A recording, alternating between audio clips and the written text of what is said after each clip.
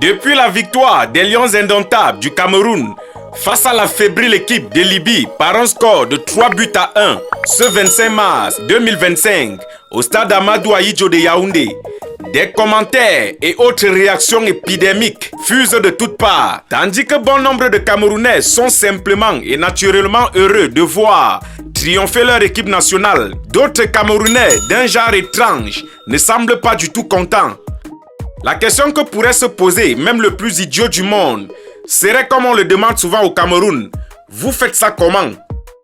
Ces Camerounais d'un autre genre avancent comme tentative d'explication et d'argument le fait que le sélectionneur actuel des Lions indomptables soit irrespectueux vis-à-vis de son employeur qu'est la FECAFOOT.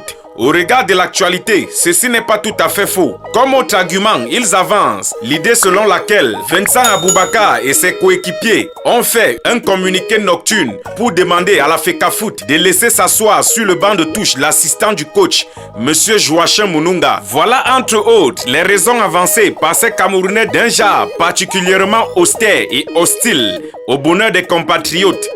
Comment comprendre que des personnes issues d'une même nation ne soient pas contents des victoires engrangées par l'équipe nationale? Saint-Exupéry disait à suffire. Être homme, c'est précisément être responsable. C'est sentir la honte face à une misère qui ne semble pas dépendre de soi. C'est être heureux face à une victoire remportée par des camarades. C'est sentir en posant sa pierre qu'on contribue à bâtir le monde. Le présupposé logique de cette phrase est donc le suivant. Ces compatriotes qui ne sont pas contents de la victoire de l'équipe nationale ne sont donc pas des hommes, et quand bien même ils le seraient, ils ne seraient pas des hommes responsables. Ils arrivent même déjà à faire une comparaison entre Vincent Aboubakar et Samuel Eto'o-Fils. Pourtant chacun à sa manière a écrit, et écrit même encore, l'histoire. Et tous les deux sont au service d'une même nation. Comment leur dire que lors de la guerre mondiale, l'ennemi du français n'était point le français, l'adversaire de l'allemand n'était point l'allemand? Il serait donc hors de question et même stupide d'opposer Samuel Eto'o à Vincent Aboubakar. Il parle de record en oubliant que Samuel Eto'o aussi est venu battre le record de son prédécesseur qu'il respecte énormément. Et même si Vincent Aboubakar arrive à battre ce record, est-ce que cela ferait de lui un Sénégalais ou un Malien? Il demeure Camerounais. Une chose est certaine, demain Samuel Eto'o ne sera plus président de la FECAFOOT. Vincent Aboubakar ne sera plus joueur de l'équipe nationale.